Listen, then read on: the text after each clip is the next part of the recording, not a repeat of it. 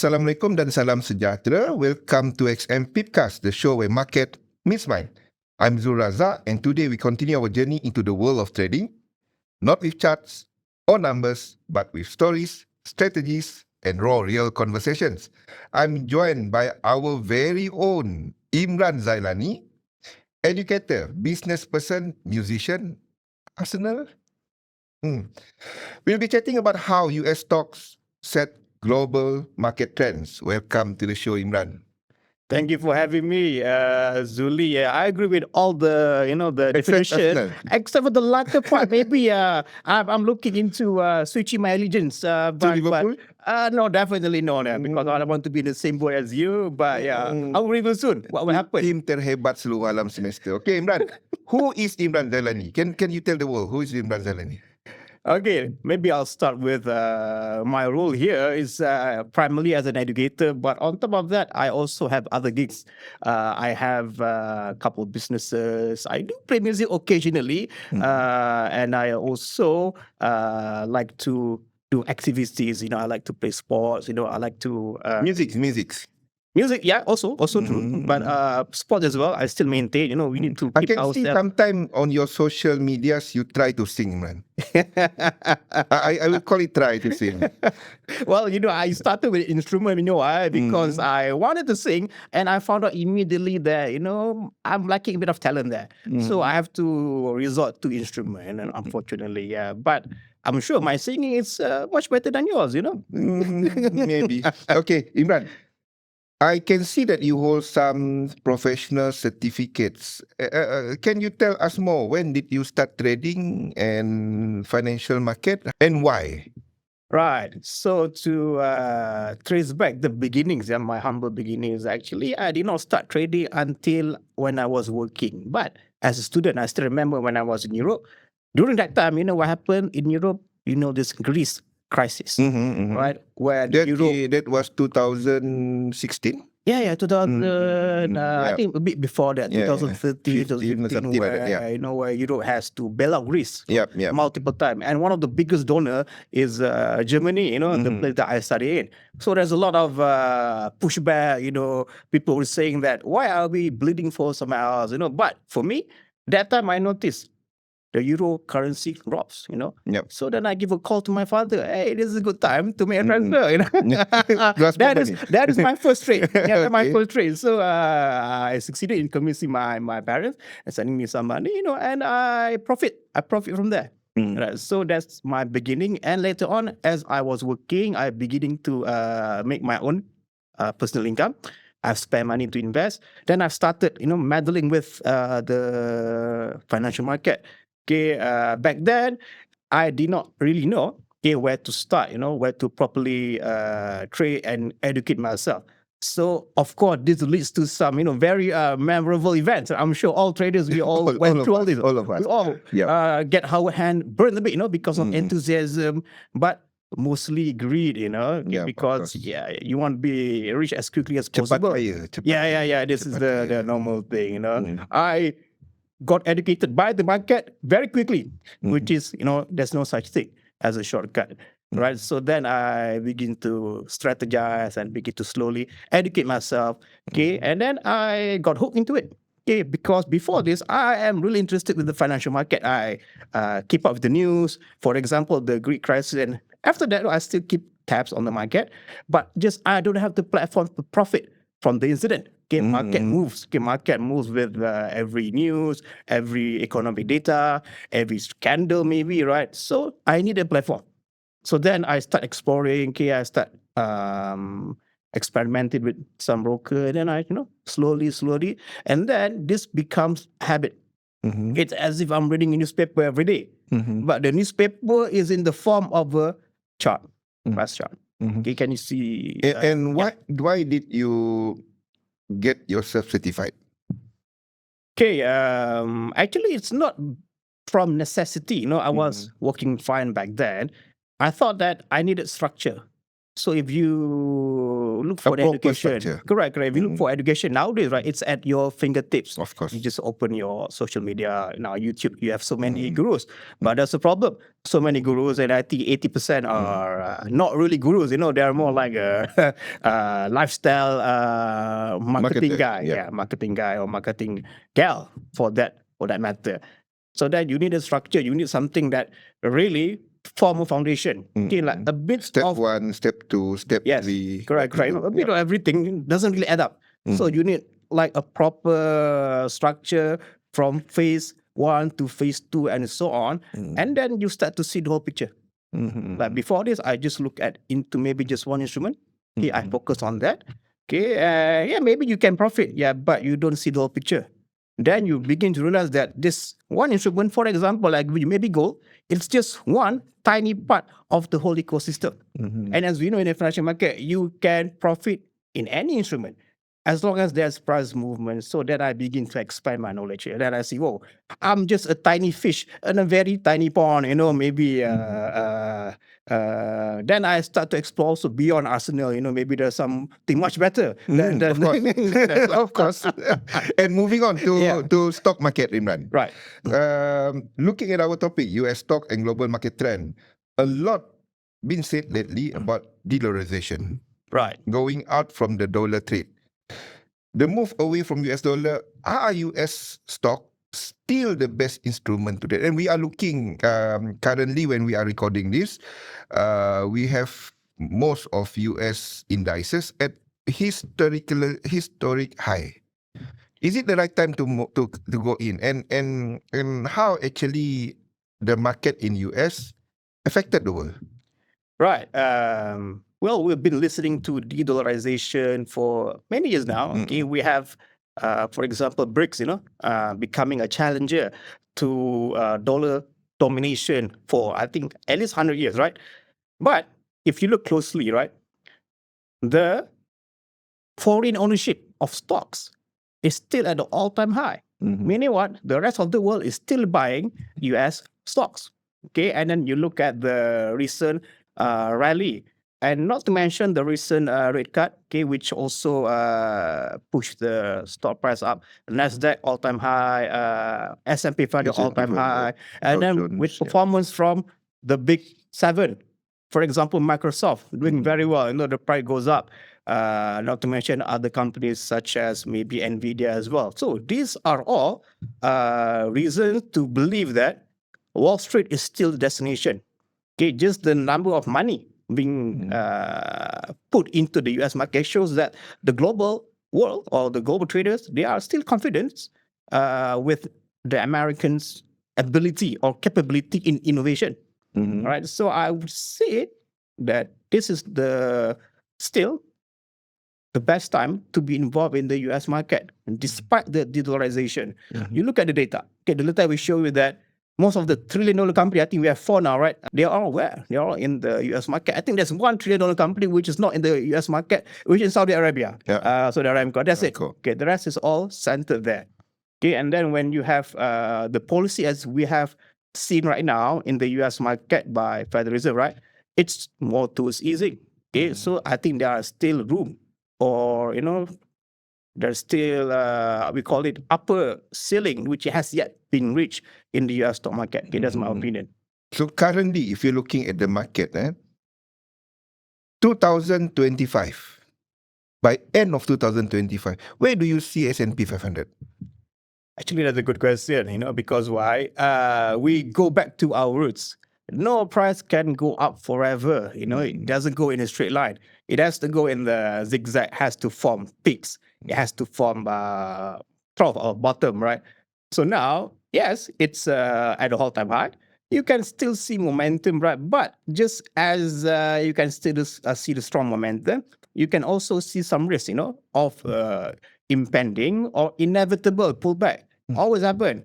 So now I always hear from my friend, Imran, maybe I should go in now. I should jump in. This is very nice rally. Yeah, I agree with you. But we are at the high. Yeah, correct. Yeah. That's why my next point. You sure you want to jump in like very late into the game? Well, there's a risk of a correction anytime. The correction that can happen can be very, very deep. or very painful depending on your your market position, right? So if you still want to go into the market, I would suggest at least wait for better setup or better location in terms of the price, and also better price. This is the big difference between a seasoned trader and an amateur trader. Seasoned trader doesn't matter if the rest of the world is saying buy. If the stars are aligned and even your shaman or your bomo says buy, we don't care. You look at our system. If our system doesn't agree, then we stick to that. Okay, doesn't matter what the world tells you. So I believe so. You really have to go back to your system despite all this hype. Okay, for example, Nvidia, right? Yeah, it's good. It's going up, but it is also massively overvalued. Right, and it's just a matter of time. I'm talking about the P ratio, and I'm also talking about the price now doesn't match the performance. I'm talking about financial performance to justify that lofty price. They are going for lower projection compared to before. Correct.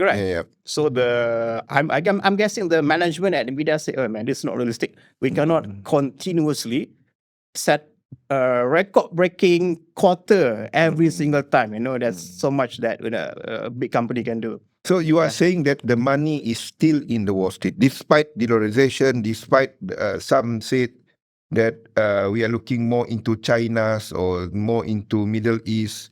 The money is still in Wall Street. If you talk about stock, yes. Wall Street is still the premier destination for stock investor. Is it in terms of value or in terms of fund safety? Maybe the third option, which is potential for growth. Okay, you see mostly only in Wall Street, you see like crazy growth, like the tech sector that can give you sometimes unbelievable return, just like Nvidia, right? I think this is what the allure is that attracts investors, especially the big players. Security, of course, maybe you have more scrutiny in US stock, you have more maybe liquidity in US stock. That also plays a part, but the potential for growth, this is what we're looking for. As an investor, as a trader, we're looking for the biggest upside. It's still US market. You mentioned China.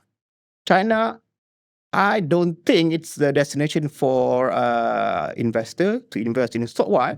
Maybe you mentioned security. Yeah, the government of China can maybe block you from taking out your money.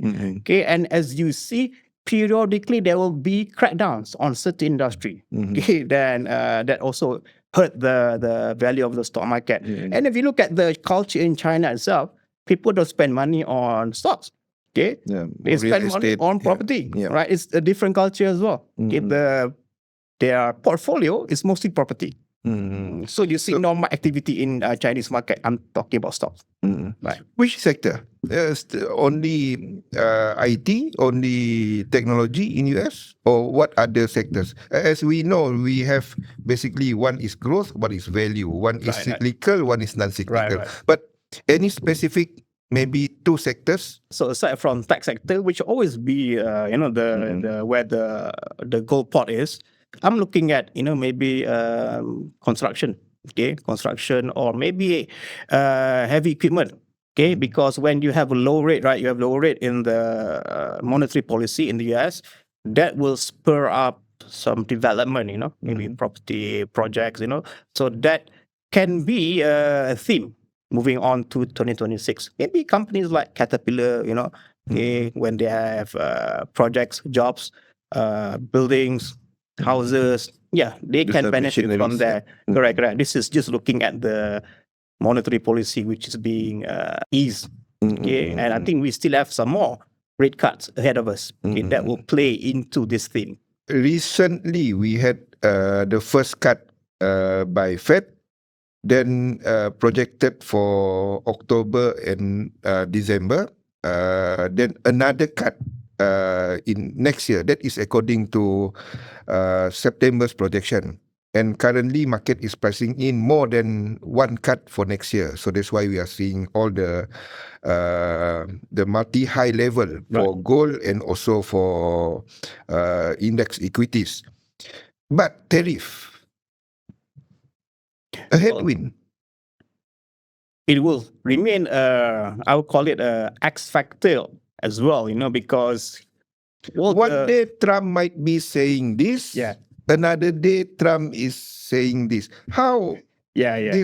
All these things affecting the economies and especially the stock market. Oh, I think very drastically, because why businessmen, we need a certainty. Certainty. We need a fixed regulation, fixed rule. If there's 100% there, so be it. So we can work around it. But with Trump, maybe he has.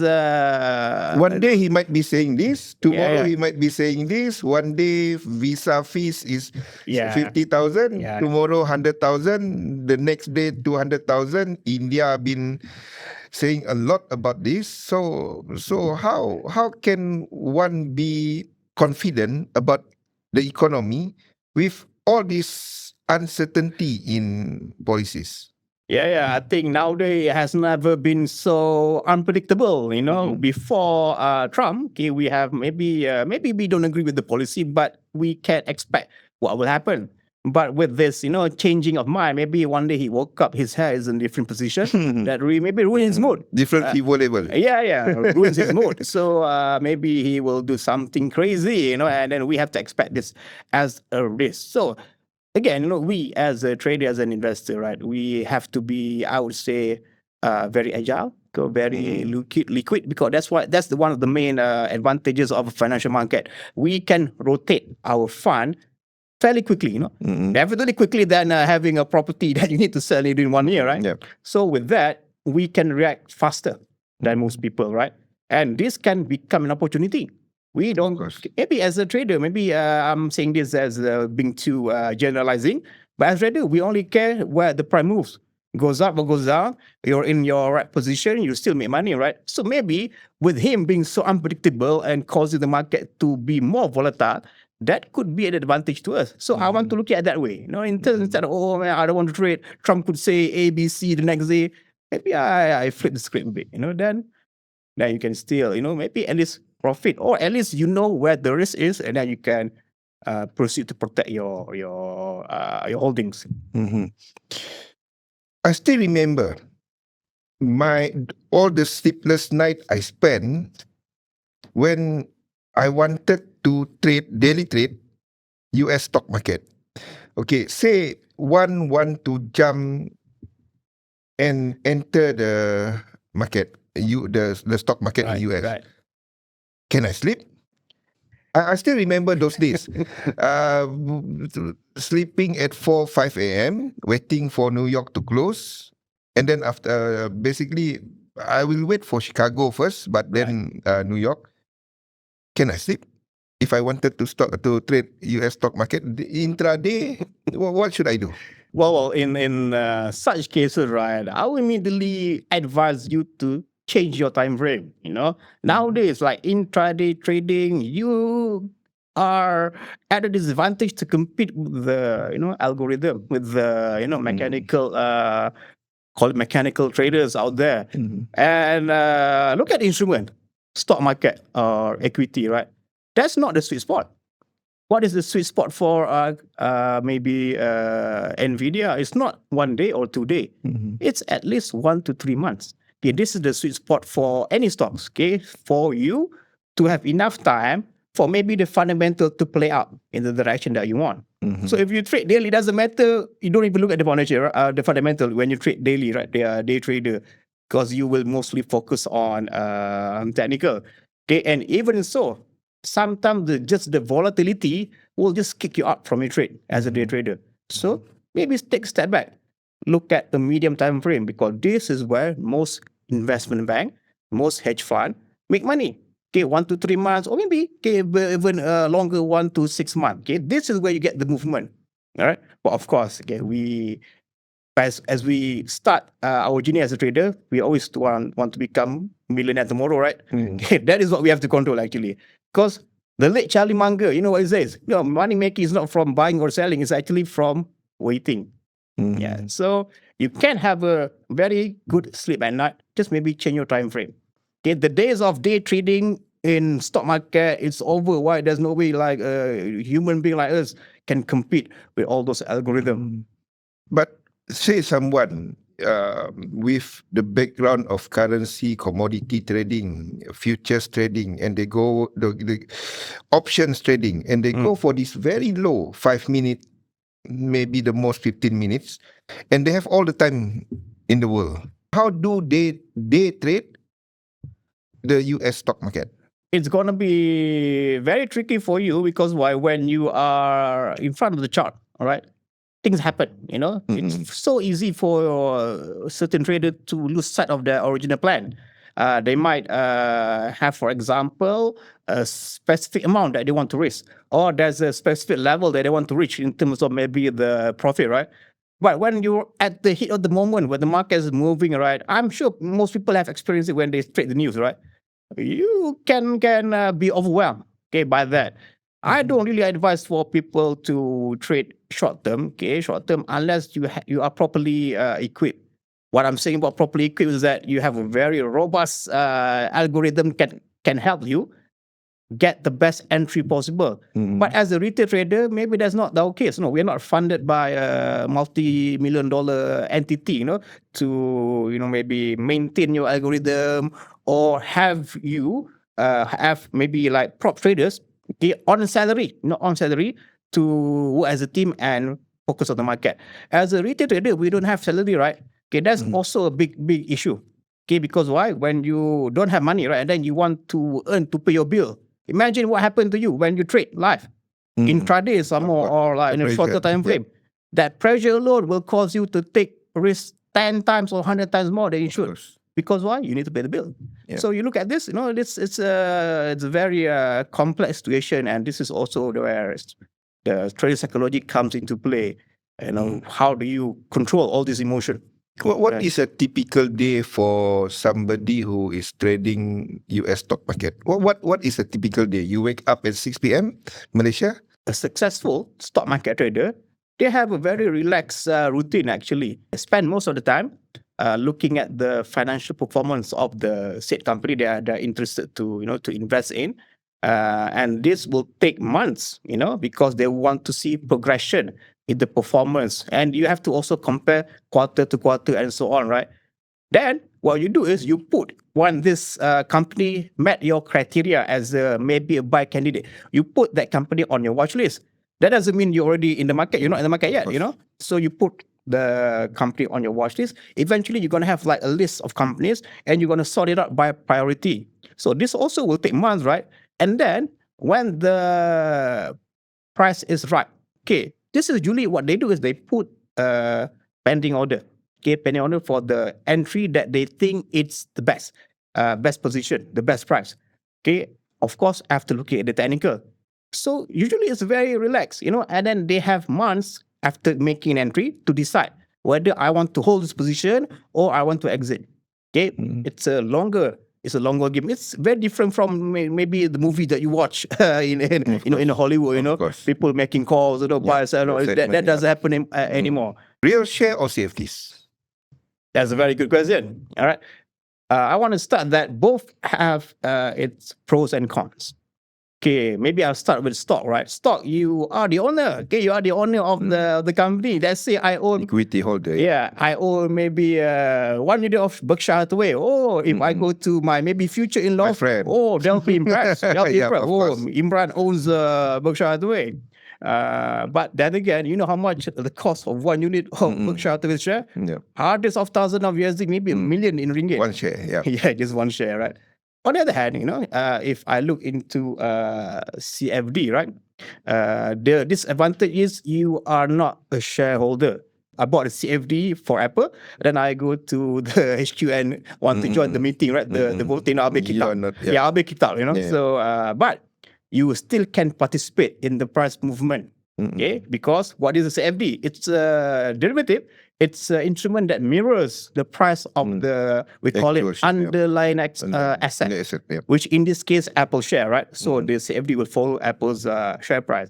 But the advantage is I don't have to pay the full amount. I can use maybe leverage a small position size to open my position for Apple, right? And then with this, I can go both ways. Okay, I can make money when the price goes up. I can also make money when the price goes down. With share, I have to buy low, sell high. That's it, one way. Okay. So maybe leverage can act both way to that one. Either you make more or you lose more. Yeah. So risk management there in that one. Okay. Leverage is like a double-edged sword. Yeah, of course. At the right time, it can be your best friend. Okay, will multiply your earning, will multiply your profit. But that is during good times. And we know in the market it's not gonna be sunshine every day. Maybe there's more rainy days than there is sunshine, right? But when the price goes against you, it can really damage your or even wipe out your account. All right. So with leverage, you have to be careful. I would say leverage is based on your confidence level. All right. As you trade for years, you will identify good quality setup, medium quality setup, or even low quality setup. Once you focus on the high quality setup, maybe you can use a higher leverage. Okay. But if you stumble upon a very low quality setup, the reward to risk ratio is not good, do you still want to trade? You can. But maybe you want to lower leverage or don't use leverage at all. Okay, it's about you dialing up your confidence and you dialing up also your risk exposure. That's about it. So starting with CFDs, then real share, or just stick with CFDs? It depends, because CFD itself doesn't hold any intrinsic value. With share, if I own that share, I can sell it to any other broker or any other, you own the thing. But with CFD, you're just owning a contract. And it's just between you and the contract provider. If the contract provider is no longer there, it's game over. It's game over. Okay, Imran. So we move on to the next segment of XM Pipcast, the rapid fire questions. Ready, Imran? Don't ask me about the football club. What happened to Arsenal? I don't watch football anymore. Okay, Imran. What was your first trip? And how did it go? This was like, I don't know, 7 or 8 years ago. I was still a baby back then. As I mentioned, greed took a hold of me. I want to become a millionaire tomorrow. So, the abbreviation, FM and MC. Full Majid and MC. Of course, we've been through that. The thing is that opened up our eye. That really opened our eyes. It's like a slap to the face, like, wow, okay, Imran, you don't know anything. You better start from the beginning, right? Bruce ego. Yeah. Of course. The market will, you cannot be a guy with a high ego in the market. The market will humble you so quickly. It's like the next trade, they humble you already. So, okay, Imran. Second question. If you could give your beginner self one piece of trading advice, what would it be? If I have a time machine, I go back and see my younger self. First, I will slap him in the face first, and I will give him a book. All right, okay. And this book, I think, the Sifu for Warren Buffett, Graham, I would give him that book, and then I also would give him Ray Dalio's book. Okay. We call it Principle. Okay, these two books I will give him, and then slap him once more, and then I go back to the time machine. Maybe by now I have some more better assets now because of that. Yeah, we learn so much from the market. The market teach us a lot. Yeah. Okay, recapping back to what we touched so far, Imran. First, how Wall Street is still the biggest market. It is, undeniably. Yeah. Still up? Let's look at the chart first. Before when people ask me, and then I would, come, let's look at the chart together. As of now, I think they have hit a temporary resistance. Okay, might be a temporary pullback, and then beyond that, we still have another. The trend is still up. Yeah. The bigger trend is still up. The bigger trend is definitely up. Yeah, but nothing goes in a straight line. Correct. We might be in the phase of a temporary correction while we are waiting for the next FOMC, which is at the end of October. Right. And go for higher time frame. For stocks. Yeah. Go for higher time frame. Remember, start off with CFDs. Yeah. Maybe as you move along, you have more margin, you have more equities, maybe real shares afterward. Learn more about the market. Yeah. And go for longer term objective. Right. I think we recapped that just nice. But of course, not everything, but basically. I would maybe want to add the best investment a trader can make is invest in yourself. Of course. Talking about education and skills. Slap yourself. Yeah, slap yourself. Don't support Arsenal. Okay, maybe that's a very good advice. Yeah, Liverpool. Yeah. And that wraps up today's episode with Imran. Huge thanks to Imran for joining SM Pipcast and sharing his insights on traders on the US stock market. If you enjoyed this chat, don't forget to subscribe, leave a review, and follow XM on YouTube and Spotify channel. Thanks for listening, and catch you next on XM Pipcast.